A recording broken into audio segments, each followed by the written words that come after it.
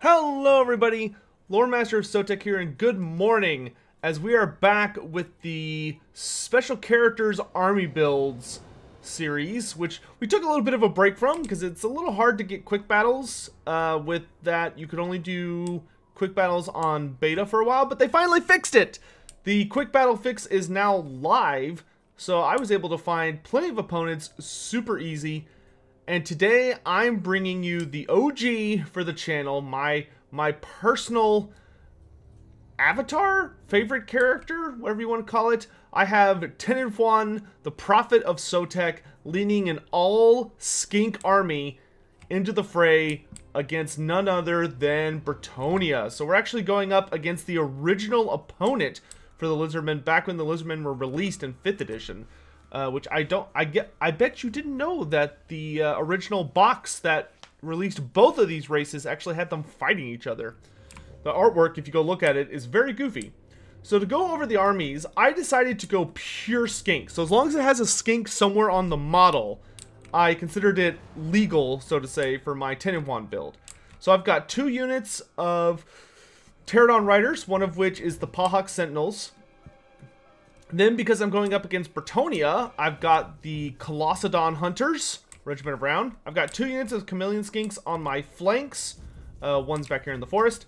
And then my front line is 4 units of regular skink cohorts, and then 3 units of red-crested skinks. And because we're Tehenhauin, our red-crested skinks aren't just red-crested skinks. They're leveled up red-crested skinks. So we've got 2 of them with 3 chevrons.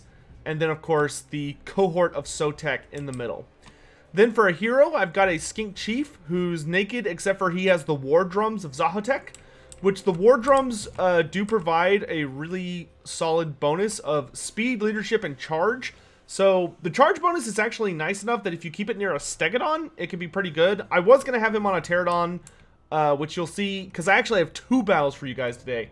But I wanted to put him on foot for this so I could afford the Colossadon Hunters instead of regular Ripperdactyls. And then, of course, Tehenhauin with all of his items, because you have to go all items when you're doing a special character build, up on the Engine of the Gods, his only mount that he could actually take in tabletop. And then he's got Flock of Doom and Transformation of Caden for a spell. So while I'm getting pin-cushioned here by all these Bretonnian archers to go over my opponent's army real quick, he's got some sneaky Royal Pegasus Knights that I've not noticed yet, 2 units of Grail Knights, 4 units of Peasant Bowmen, 5 units of Peasant Bowmen. That is so many Bowmen. Then he's got a Damsel of Heavens with Scroll of Shielding, Curse of the Midnight Wind, Wind Blast, and Harmonic Convergence, 2 units of Foot Squires, a Grail Relique, and 2 units of Peasant Mobs, one of which has 6 chevrons, and the other of which has 7. So without further ado, these lines are about to clash, so let's get into it. So already you have lines smashing together.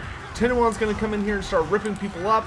I've got the Chameleon Skinks and the Ripperdactyls trying to get on Lewin, but then I see these Royal Pegasus Knights and decide, oh, let's focus those. So they're going to pop their buff, and with the support of the Chameleon Skinks, they're going to fight them and get absolutely trashed. But here, my monsters have charged in against these so-called pure Knights of Bretonnia. We have Curse of the Midnight Wind coming in, but I'm not too worried at the moment. Tehenhauin is nothing if not strong. We do go down for the Manticore summon, while I'm also popping Flock of Doom to do lots of damage. And then it's, of course, time for the most important ability, the Sky Laser. Oh, yeah. Oh, it's beautiful. Just a nice bloody smear over all those Foot Squires who did not get out of the way fast enough. So at this point, a notable percentage of the Bretonnian army has been broken just due to mass damage. Skinks, who are of course very, very fast and mobile, have just gotten completely among the archers and are ripping them to pieces, shattering them where they can. I have the Manticore down here helping me battle against King Lewin Leoncoeur himself, as well as Tehenhauin, and I am taking a fair amount of damage, but the thing about Tehenhauin that a lot of people don't necessarily know is that he's actually one of the tankiest lords for the Lizardmen if you're willing to cast a lot of cheap spells. And the way he does that, especially if you take him on an engine, because with the Engine of the Gods, you get a 5% ward save. Then with Arcane configuration for the Engine of the Gods, you get extra Winds of Magic. And then you use this, the Plaque of Sotek. So whenever Tehenhauin starts to cast a spell, he gets 21 seconds of 22 damage resistance and 12 leadership. Which when you stack, of course, the Portent of Warding, you're looking at about a 30% ward save, which is really, really solid. And that's on top of the fact that he has poison damage, and of course gives poison damage to all of his local troops. So here we've got snakes spewing out to start tearing into all these knights that have surrounded me. I get down another Manticore summon.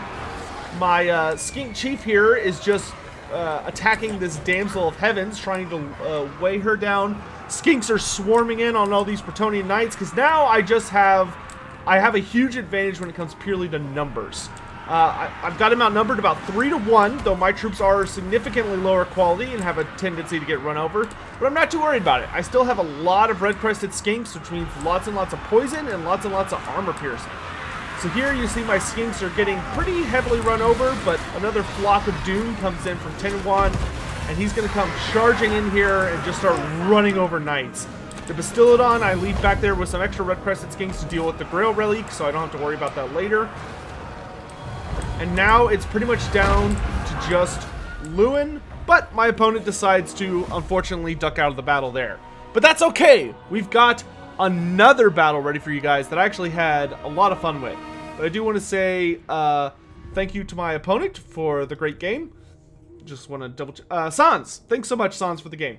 And as you can see from the kill counter here, the skinks just massacred. I will say, for anyone that is new and getting into Total War Warhammer, just as a quick post-game analysis, this is too many ranged units for the amount of melee units he has. One of the hardest things to get used to in this game, and something I always struggled with, is having a good ratio of melee units to ranged units. You'll notice that even though I'm playing Lizardman, I could have had like lots and lots of javelins and stuff, I only took 4 ranged units, 2 pterodons and 2 chameleon skinks, which are fairly elite as far as ranged units go for Lizardman options. But everything else was melee, so that I knew I had enough resources to protect these guys. Here, he only had 4 melee infantry units, and then he had 5 peasant bowmen, 2 Grail Knights, and Royal Pegasus. This is very, very heavy, but I probably would have gotten rid of like 3 of those peasant bowmen to just get more individual troops to make sure that I couldn't get to his peasant bowmen, because my skinks got on those guys instantly, and you can see because of the kills. So anyway, let's go ahead and head to our next match.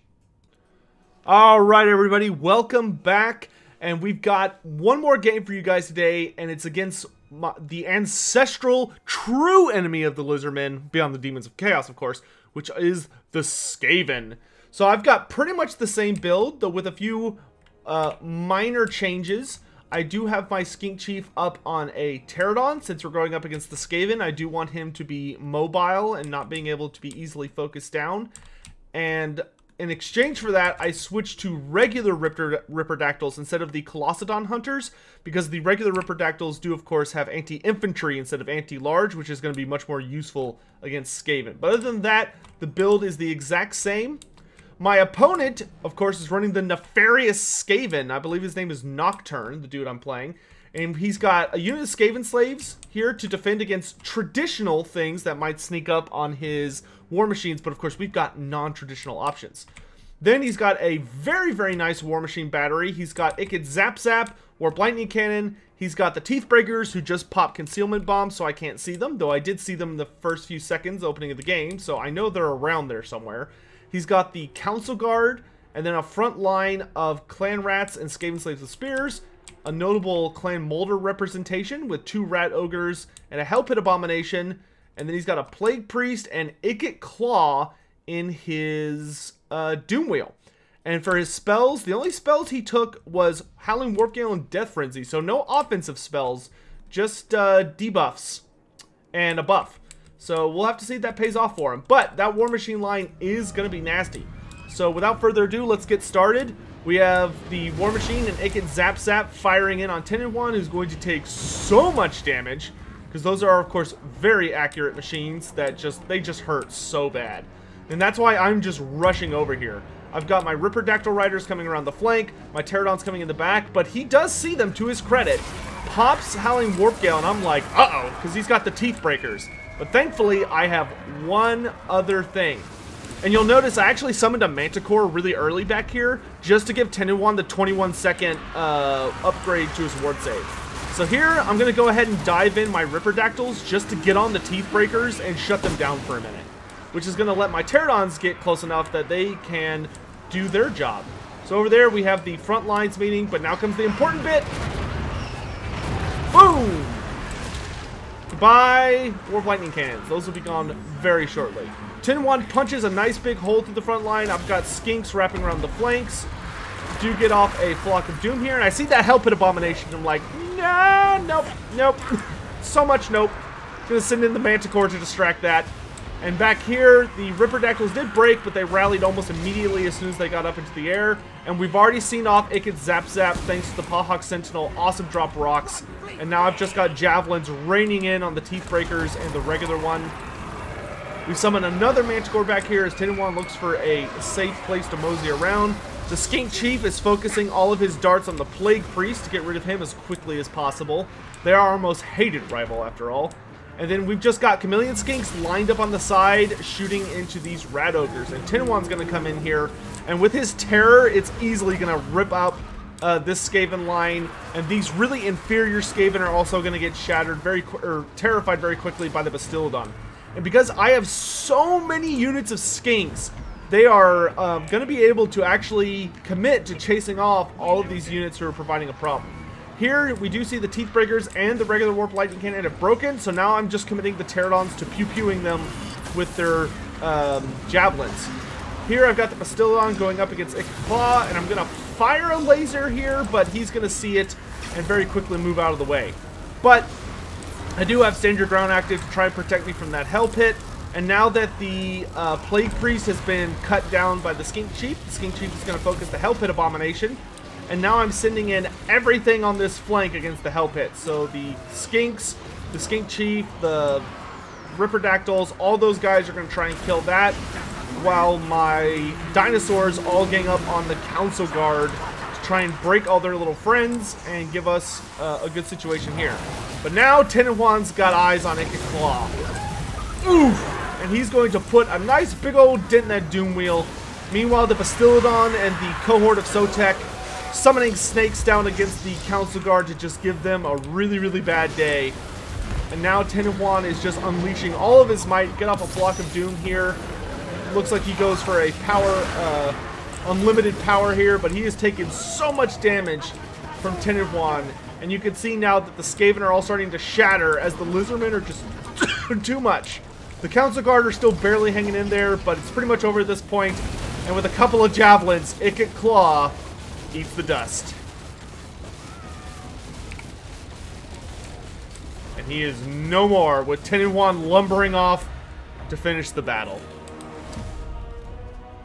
So that's it for today's videos. I hope you guys enjoyed that. I really, really, really like this list for Lizardmen. I actually did not lose with this list, where all the other characters I've played, I've lost every time and had to tweak lists quite a fair bit. This list is actually really easily customizable depending on who your opponent is.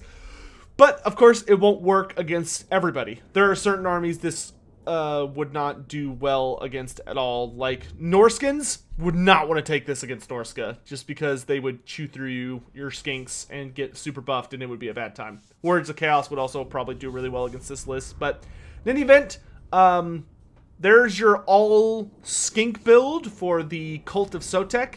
Though I don't take the Cult of Sotek subfaction because I think the color scheme is ass. I really much prefer the classic color scheme. I wish they'd given the fancy color scheme to someone who actually, like, has non-traditional colors, like Gorok or, I don't know, maybe Nakai or something. But in any event, thank you all so much for watching. Please let me know what characters you would like to see featured with a lore-themed thematic army down in the comment section below, and I'll see you guys next time. Thanks for watching, guys. Bye.